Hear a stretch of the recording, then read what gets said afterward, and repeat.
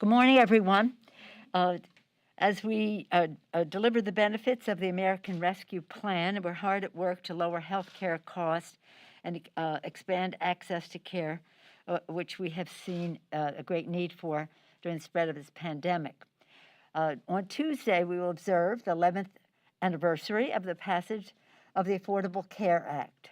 At that time and since, I've said that was a great pillar of economic and health security for the American people, on a par with Social Security, Medicare, and Medicaid, and the Affordable Care Act. In this rescue plan, we have some initiatives to expand the Affordable Care Act, and that's why I'm so pleased to be joined by three of our colleagues. Representative Underwood will talk about provisions in the bill. She will talk about them, and I want to salute her for her success in getting provisions in the bill that expand the Affordable Care Act. Representative Craig has been at work on initiatives to improve the Affordable Care Act, but will have her own words to say about rescue and where we are. And Representative Leger Fernandez, she is a freshman member, and she will have her presentation on this subject. She has been such a leader in New Mexico on everything to make the future better for America's working families. You'll hear from them momentarily. Before that, though, I just want to say how exciting it is for us that 11 years have gone by and there has been a broad acceptance of the Affordable Care Act. It was a transformational law that expanded coverage, lowered costs, secured life-saving protections for American, no matter how they get their health care coverage. Of course, our goal is to have universal coverage, universal access to quality, affordable health care.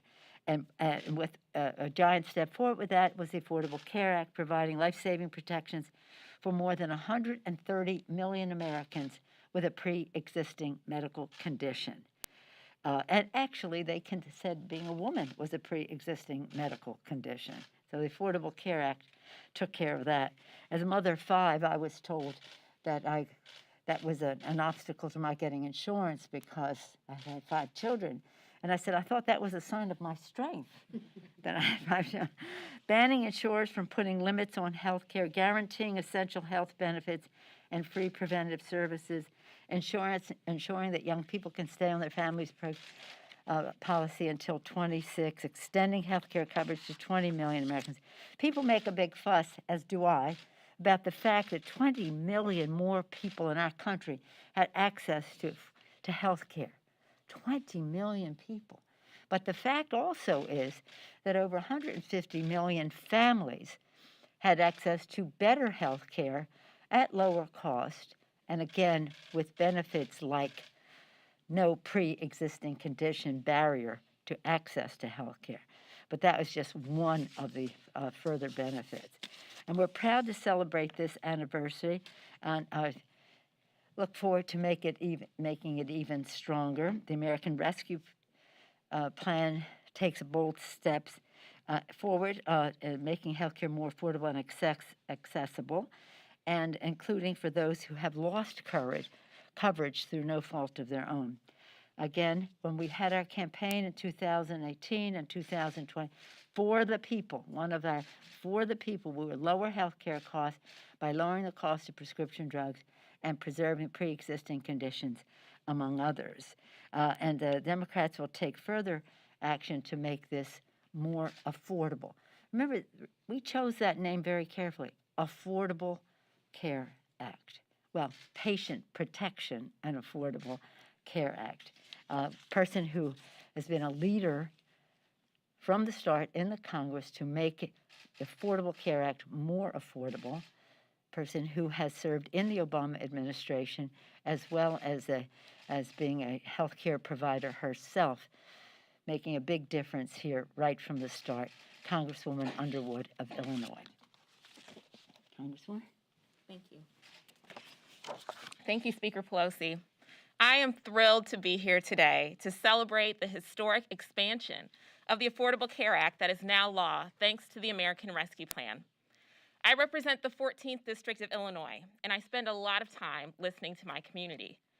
What I found over and over and over again since I took office, over 2 years ago now, is whether I'm at a farm or a restaurant or at a town hall, people are being crushed by their healthcare costs.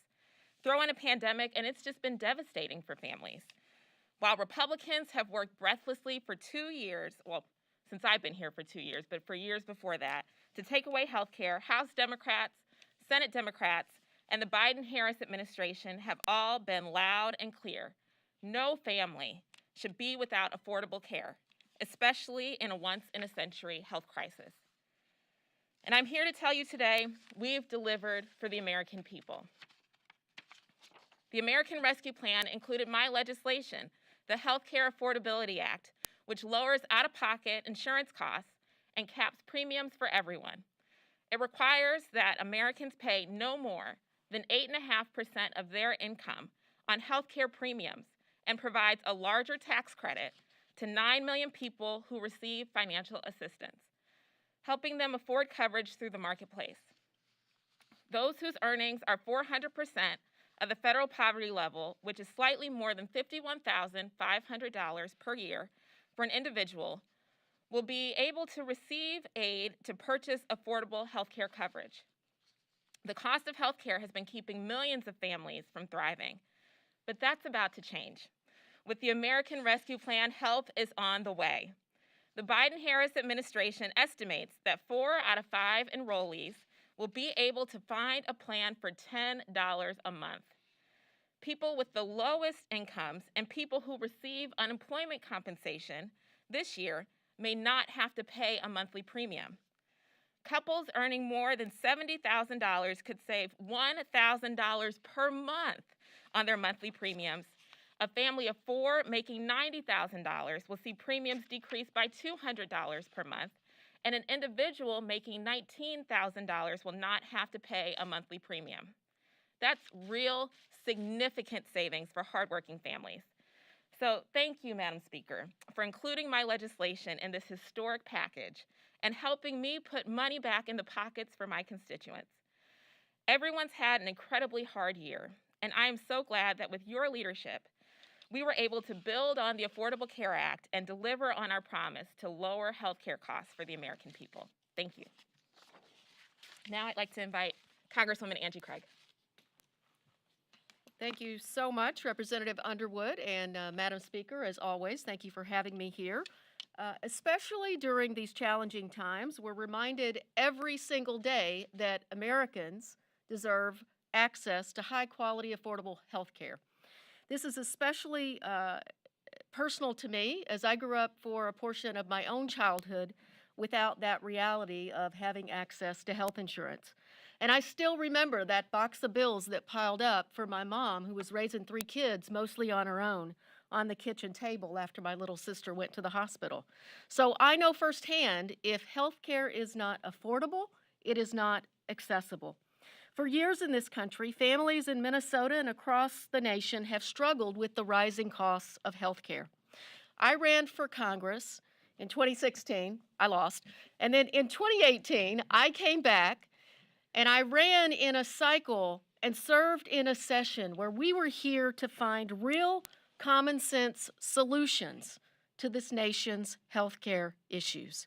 In 2018, the election cycle that first brought me to Congress, Democratic candidates all over the country were sent to Washington after making that simple pledge.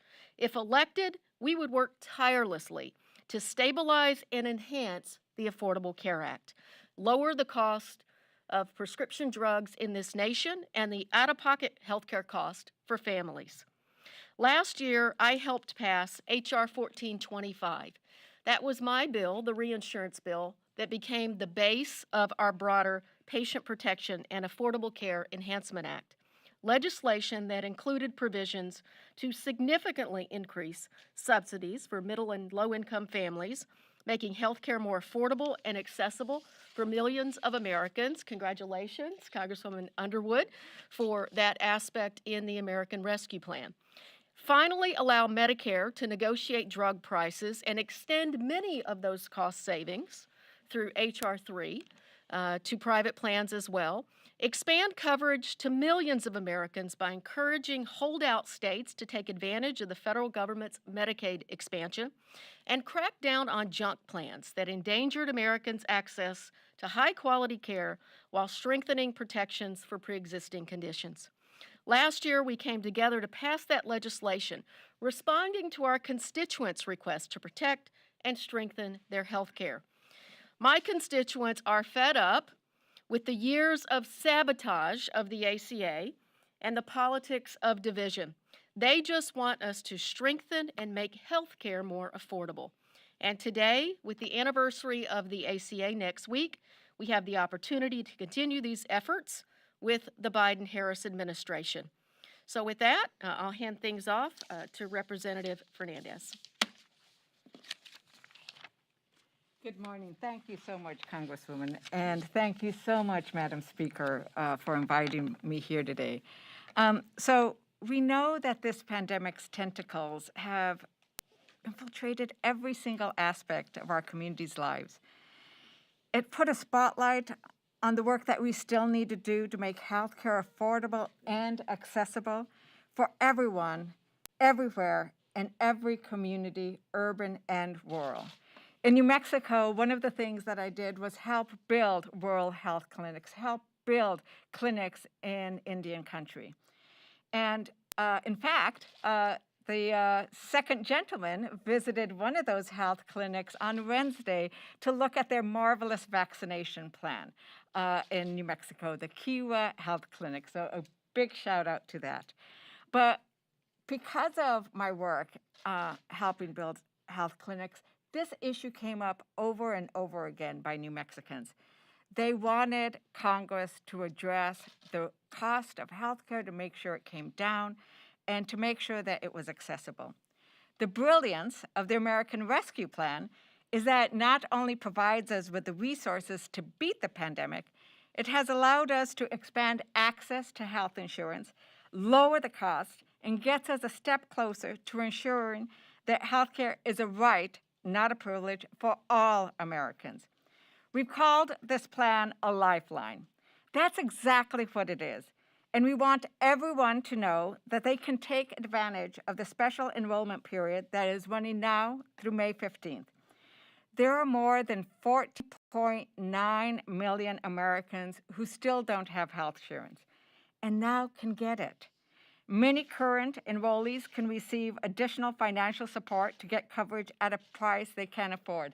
Thank you for getting that done. All of the Democrats, we need to thank them. I need to tell you, as a freshman, it is marvelous to be able to come to Congress and get stuff done with the Democrats. So I want to urge all Americans who are currently uninsured or underinsured to please visit healthcare.gov and take advantage of potentially lower premiums and lower out-of-pocket costs.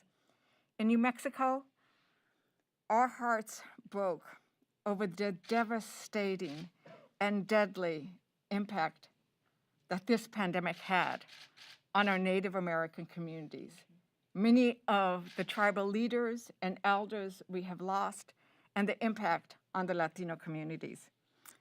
Having access to healthcare should not depend on your zip code.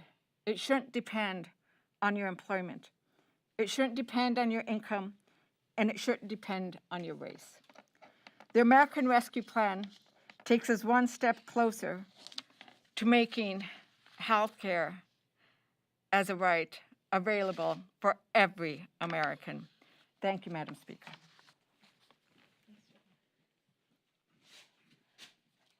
As we observe the 11th anniversary, which will be Tuesday, you can just see the pride we have not only in that legislation, but in the newer members of Congress who have taken up the cause and made their mark on this. Because they listened to their constituents and prioritized this health issue, which is a health issue and an economic issue for families because of affordability.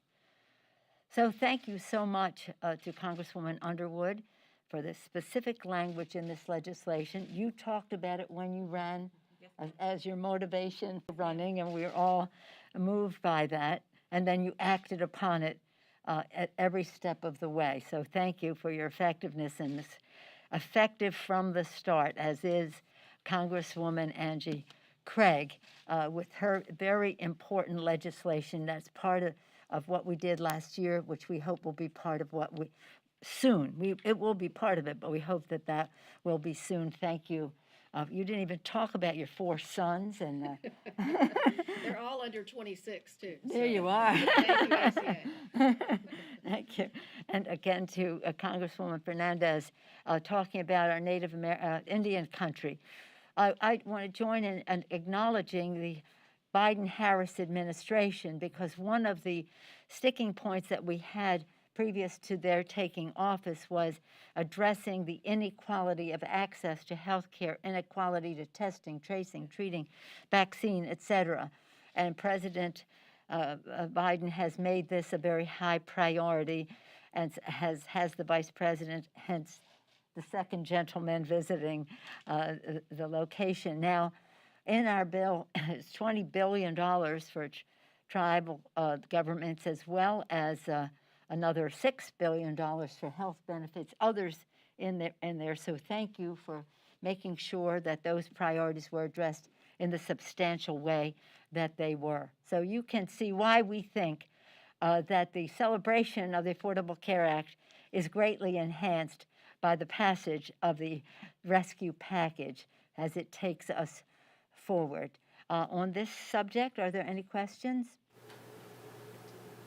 On health care and how we go forward? Well, again, I want to thank the President and the Vice President, as well as all of our colleagues, for those who were here for the Affordable Care Act, those who have fought for it then and since, even if they weren't here at the time, and those who are enhancing it and making it stronger. Again, a pillar of our America's family security, Social Security, Medicare, the Affordable Care Act. Martin Luther King said of all of the inequalities that exist, the inequality of health access to health care is the most inhuman. He used that word, inhuman, because people could die. And that inequality is something that has been of the highest priority for us. I thank our colleagues for their leadership. You're welcome to stay. I know they would join me in acknowledging the sadness that our country has experienced with the assault on the AAPI community. When we leave here, we will go to the floor for a moment of silence. The flags are at half-staff as an acknowledgement and a comfort, but it is not a comfort unless we can end the fear and the injustice of it all. I'm so proud that the President and the Vice President are visiting Georgia. Perhaps they're on their way as we speak. Maybe they're there now to console.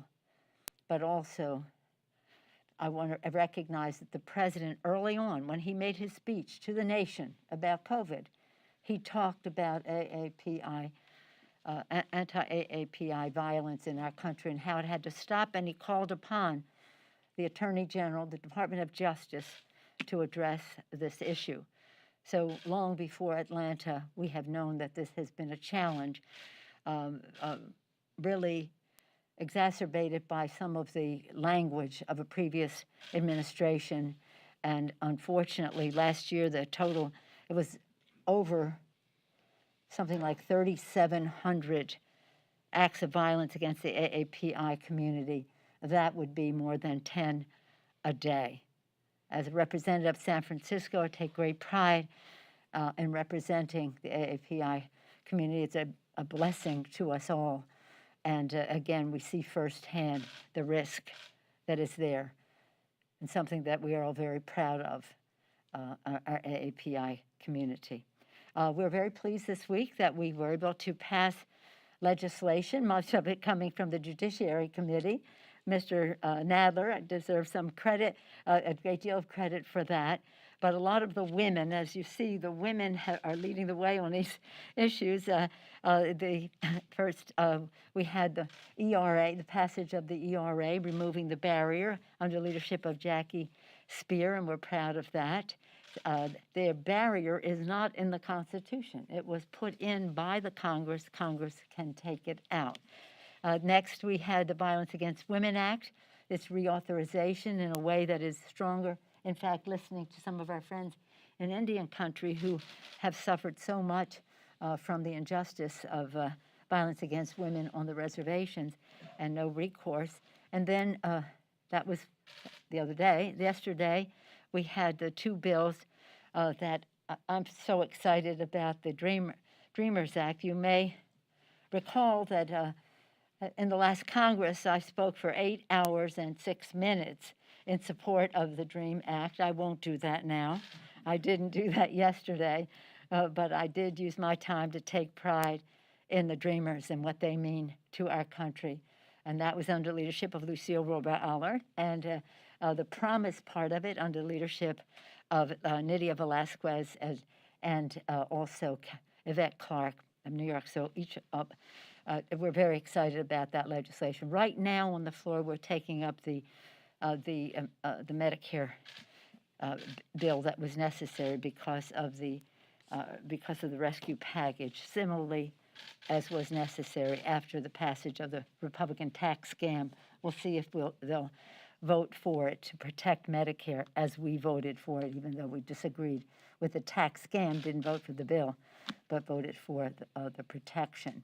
When we come back, we're having committee meetings next week to prepare for our agenda for when we come back, and we'll be taking up, apropos of the conversation today, the repeal of the Muslim ban legislation. We have legislation for access to counsel. The no ban, as Judy Chu's legislation, the access to capital, Jayapal, Congresswoman Jayapal. So women are just ruling the roost here. I mean, it's just wonderful. And then we will have other legislation as well. So if you have any questions about that. Yes, sir. About this specifically? Yeah. I have an unrelated question. Sorry? I have an unrelated question. Unrelated to healthcare? Yes. Anything for healthcare? No? All right. Then you're welcome to stay. But we do have votes on the floor, so I don't know how long I can stay. Yes, sir. Roughly a third of your caucus is co-sponsoring a resolution introduced today by Congressman Jimmy Gomez to expel Congresswoman Marjorie Taylor Greene from the House. I'm wondering, where does House Democratic leadership stand on that resolution, and do you think that Congresswoman Greene should be punished further in any way for her past comments? I'm not going to get into that. It was members are very unhappy about what happened here, and they can express themselves the way they do. What Mr. Gomez did is his own view, and that is not a leadership position. Yes, sir. I'm wondering how you think the problem on the border, if you have any updated views on that and what the administration should or should not be doing on that front?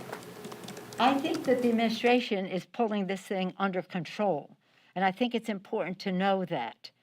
The difference between the attitude toward the people and the children is so different in just these 2 months versus what happened in the past 4 years.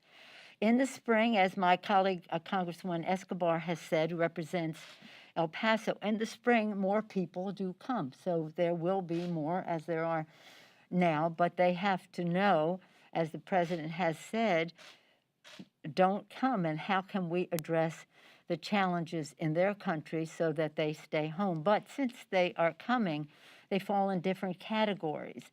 And the administration has plans in place to take care of the children in a much more humane way than before.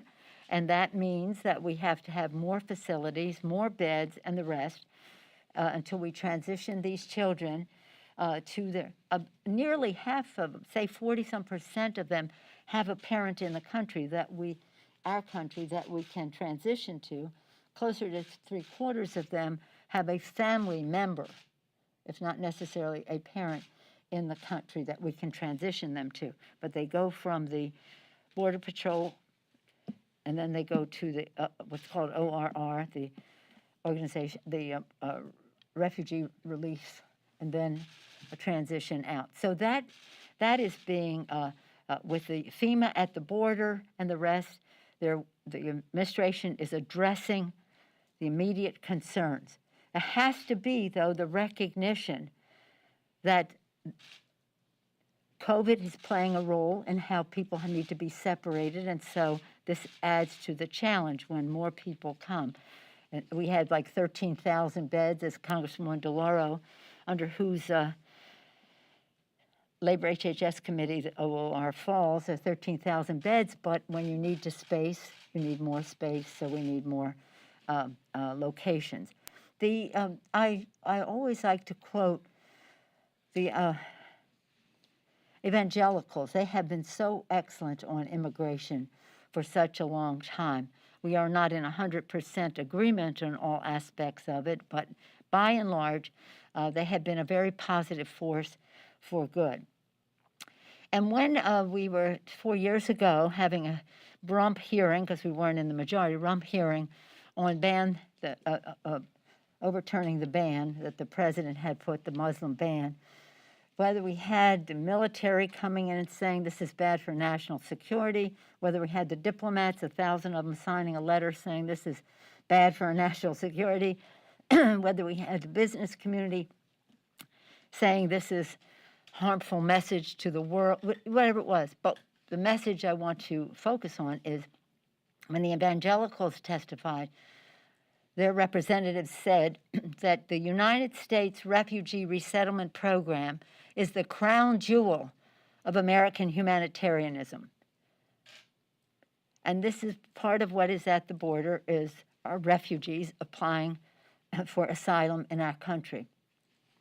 We had hoped, and we can reinstitute some things that were taken down by the Trump administration, to have some of that adjudication happen in country so that the case can be resolved there. But there is no question, and I've taken delegations to Central America, that corruption, violence, crime, and just so many, even climate.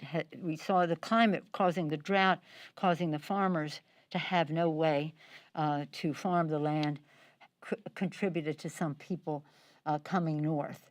So to the extent that we can help solve some of the problems at home, and instead of canceling that investment, which the Trump administration canceled the investment that we had to do just that, I wish you could see the impact of what USAID can do to help children in those countries. So that is to back up again and say that Biden administration has this under control.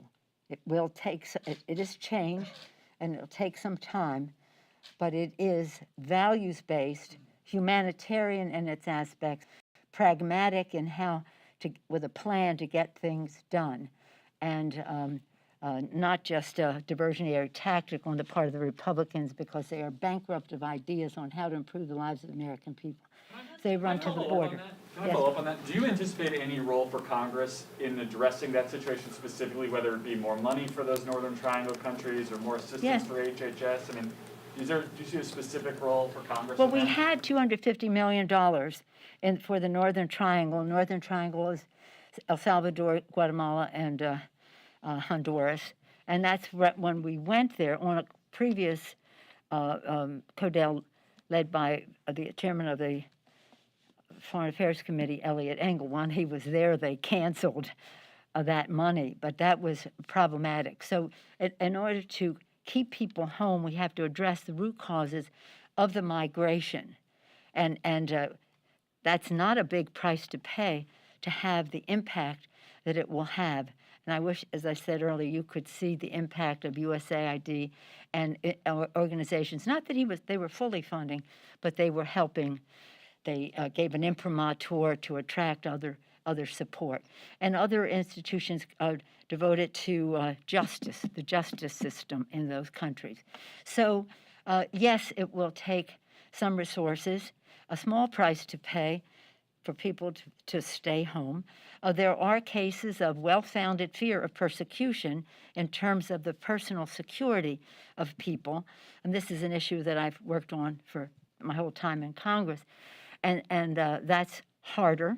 They have families that, well, it's so sad to just describe the situations that families found themselves in. Hence, moms taking their daughters north. How we can deal with that? In some cases, these children were in places that were safe havens for them that we helped fund, not completely funded, but helped fund. So yes, there's a role for that. And as I said, ORR falls under the jurisdiction of Rosa DeLauro, Madam Chair of the Appropriations Committee, but ORR is in labor HHS, and they are paying very good. And the chair of the Homeland Security Subcommittee, Lucille Ruba-Allard, the author of the DREAM Act, she has been working on this issue for decades in Congress, and again, shares the values, understands the fiscal soundness that we have to execute, but also strikes a balance in all of it. So I think we're, to the extent that Congress will be involved, we have experienced hands at it. Yeah. Yes, Chad. About 10 months ago, we started to implement remote voting, proxy voting here in the Yeah. House because of the pandemic. I know there were concerns about doing that. What do you see going forward about A, when congressional operations start to return to normal, and B, if things like remote voting and hybrid hearings will continue once the pandemic subsides?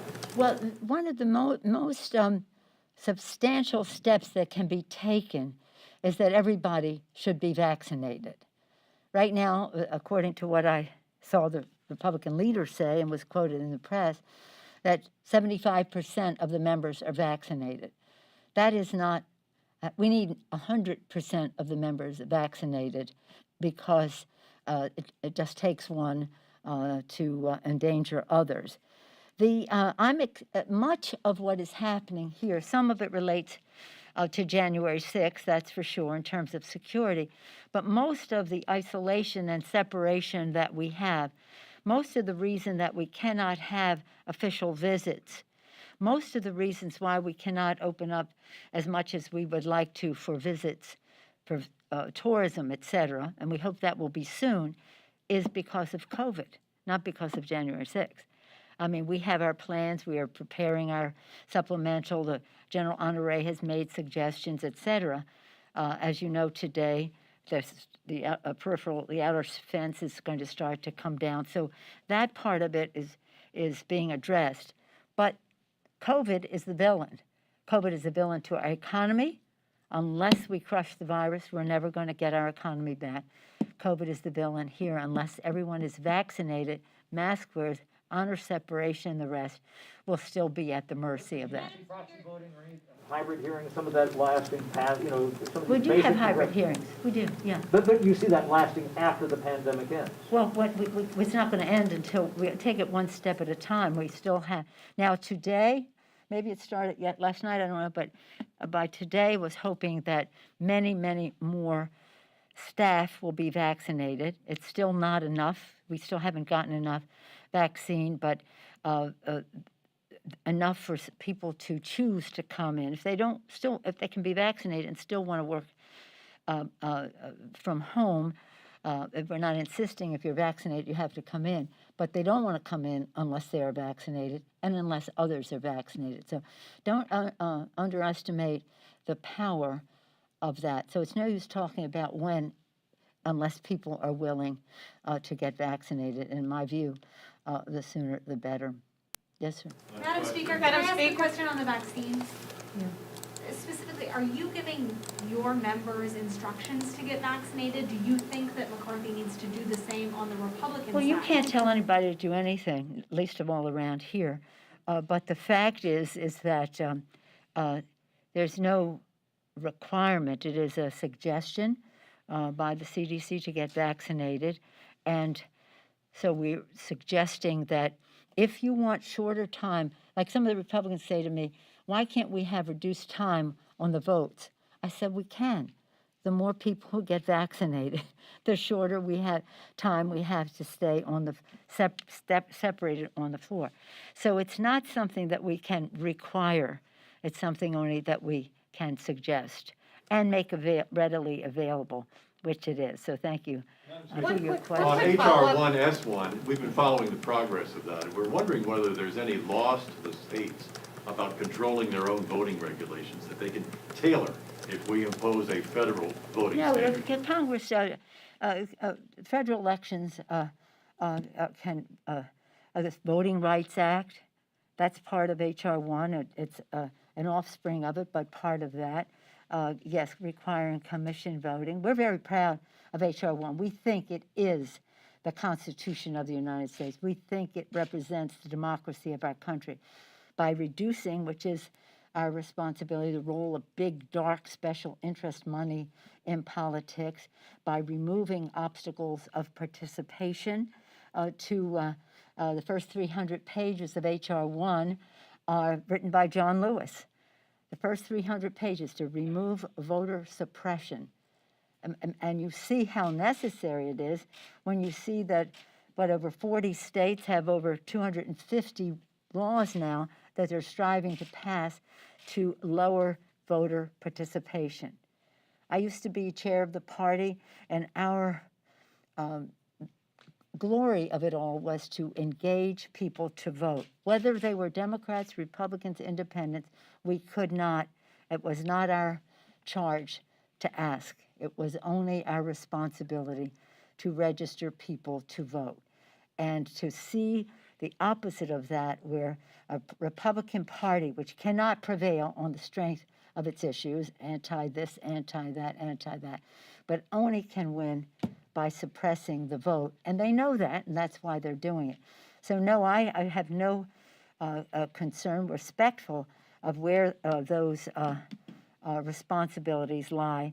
I have great confidence in HR 1. I thank John Sarbanes and the author of it all for over a period of time, Zoe Lofgren, the chair of the House Administration Committee, for her leadership. So proud of all of our members.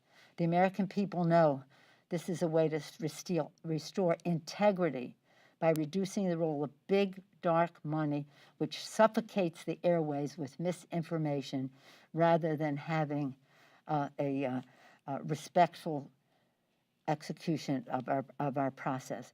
Thank you all. Bye-bye.